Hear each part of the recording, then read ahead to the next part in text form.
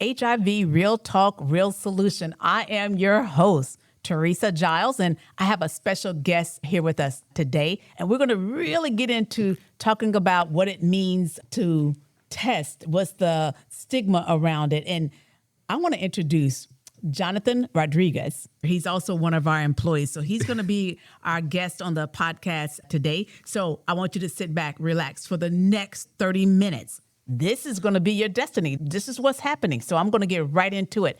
This is episode 4 of the podcast. This is the first time that we're actually filming live on our TikTok.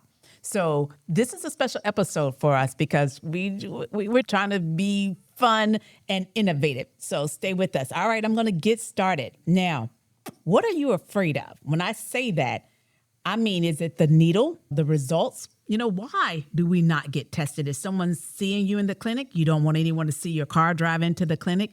What is it that you're afraid of? You stay with us for the next 15 or 20 minutes. We're going to make sure that you're not afraid of anything. Just 15 minutes. 15 minutes could save your life. Here's what really happens. Now, this is HIV Real Talk, Real Solutions. And today, we are pulling back the curtain on testing. We're going to let you see it. We're going to walk you through every single step from fear to facts. We want to get rid of that fear. We want to give you the facts.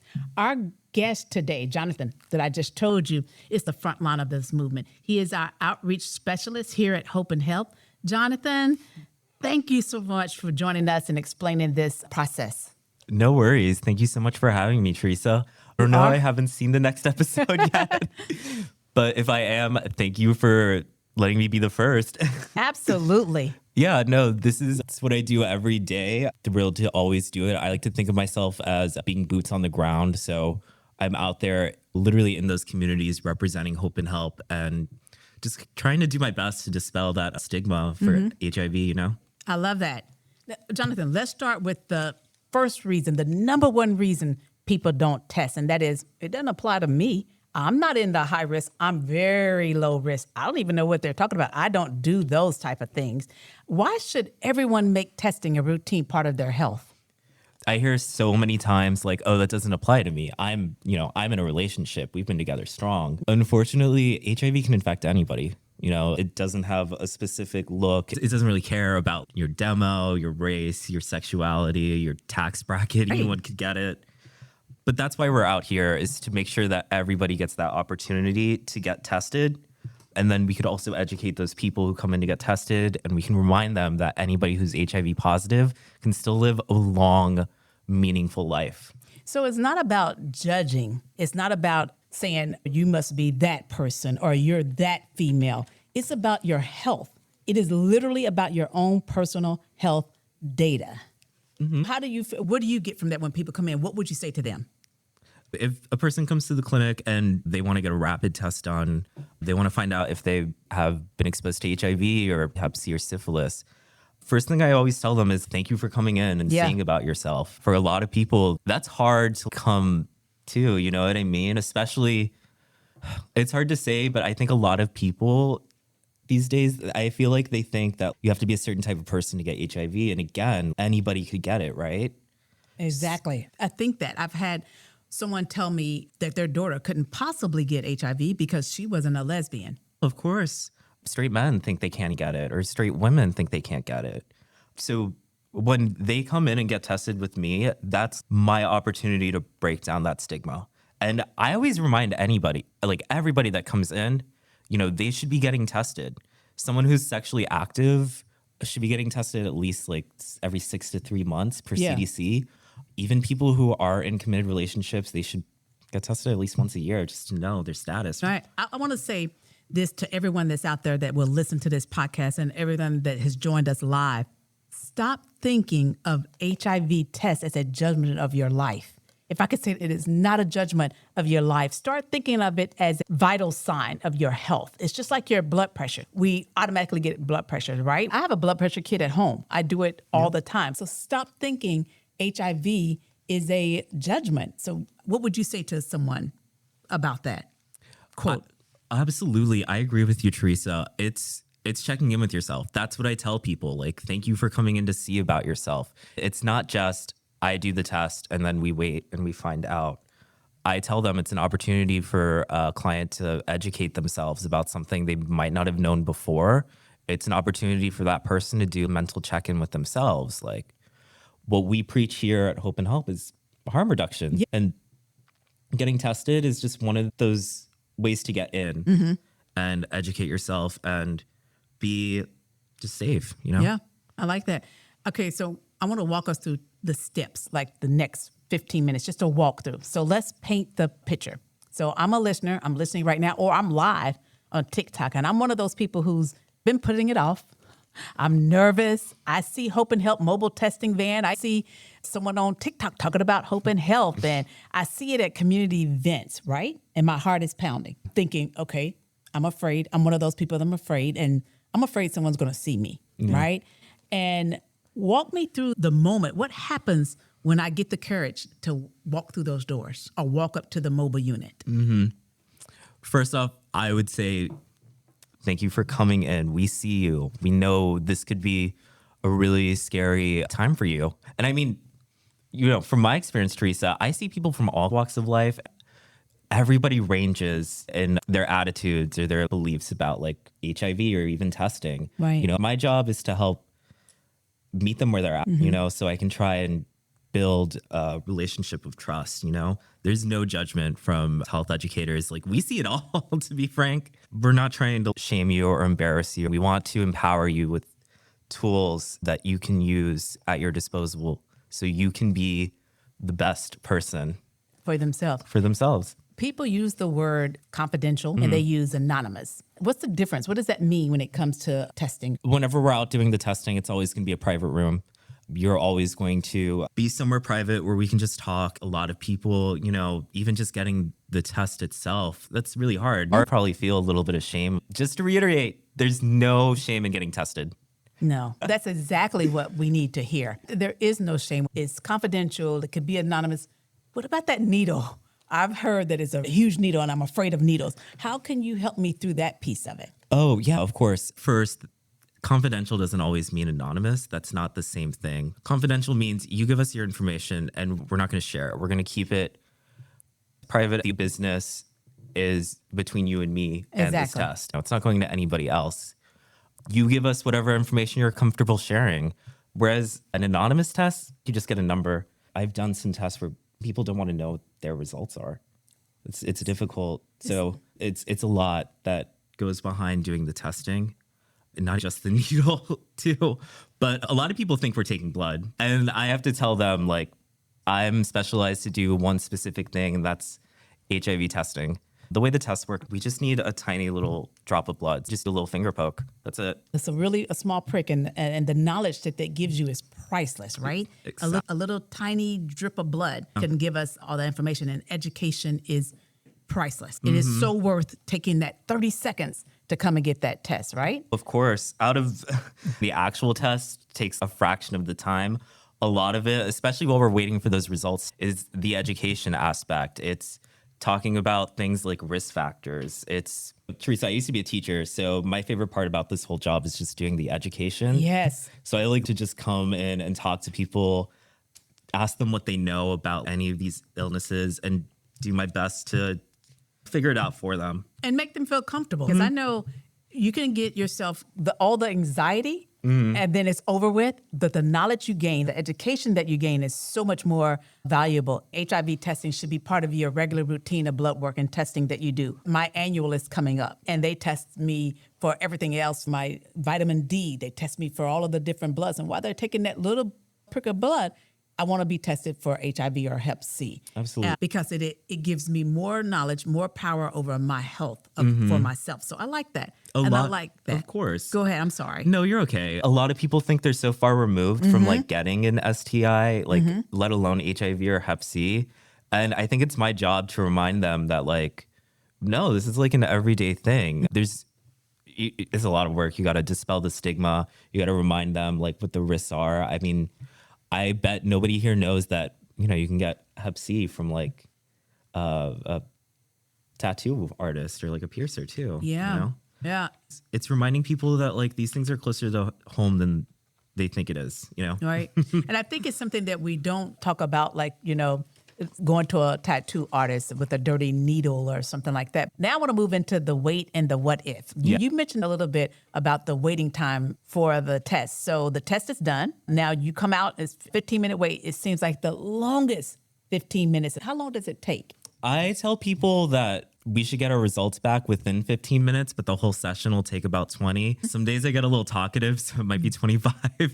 I just try to assure the client as best as I can and let them know that there's somewhere comfortable to open up. The wait is not as bad as it seems. I think it goes a lot quicker than even the client realizes. A lot of it is just getting to know that person, building that relationship. For me, it's like the more I talk to this person, I'm almost like a detective. Like I'm trying to kind of unravel the mystery of that person. So a lot of it is just talking. And I think that's key because that 15 minutes waiting for the negative or positive has to be the longest 15 minutes. Having that conversation, really having that dialogue and caring about me makes me feel so much better. And you're building that relationship, you're building that trust, because what you don't want is if they are positive to know they're not alone. And if they are negative, they're still not alone. And that we're here each and every time. And how do you stay protected? How do you stay ahead of the game? So I like that you talk during that 15 minutes because I would be nervous. Yeah. I mean, it's more than just talking. It's listening to what that Yes. client has to say. Maybe they say something and it's wrong. I want to take a second to try and explain to them what actually happens, what really goes into this. A lot of times it's just me like imparting my own experiences to that person. It's great. And I mean, sometimes they don't want to have a conversation, which Right, because they're nervous. It's hard. But listening and being there is important. The most important thing, I think, is why the people are founders of Hope and Help is that you don't want to be alone. You don't want to feel alone. And at that moment, that 15 minutes, I feel alone. And then I'm still worried about who saw me come in, you know? And the great thing about Hope and Help is that we're moving more toward that medical home where your primary care is not just, you don't just come here because you're getting a test. Because the stigma is, if you go to Hope and Help, you've been a bad person. Can I tell you a personal story? So Sure. my roommate actually came out to one of our like pop-ups, like our mobile events. They got tested. It was everything. They were completely fine. They loved it. It was great. Told their parents, their family about it. And that's the exact response that they got. Why did you get tested? Did you have something? And that's what we try to like actively work against, is that assumption that just because you go out and get tested, you have Exactly. something. Even if you do, it's not the end of the world. Exactly. It is not a death sentence. No. Not anymore. And they're not alone. They're not alone. They're not alone. But that's such a real, listen, I want to say this, and I want you guys to hear me. A positive result is not the end. It is what's next, and how can Hope and Help me? And what's next along? What's a healthy life, and how does that turn? So if you don't hear anything else, it is not a death sentence. It is not the end. And know that Hope and Help, everyone, like the Jonathans of the world, Teresas of the world, we're here with you. So please do. And I love that story about your friend coming and getting tested and telling his family, because it takes one person to spread that. Yeah. One of the things, I was speaking with a leadership class, and after I talked to them about Hope and Help, about getting tested and about how important it was, the one question that everyone had their hands up was, what they said was, how do you feel comfortable talking about HIV? And my response was, how do you not feel comfortable? Exactly. I could talk about this till the cows come home, till the sun goes down and then comes back up again. Honestly, Teresa. So with you saying that, what's the moment like when you go tell someone their test is either non-reactive or negative? How does that make you feel? So when I get a non-reactive, I look at that person and you can just see like the relief come across their face. It's like I lift up 1,000 pounds off their shoulders. Although sometimes they tell me that I make them nervous, and I'm like, how? I'm smiling and like laughing.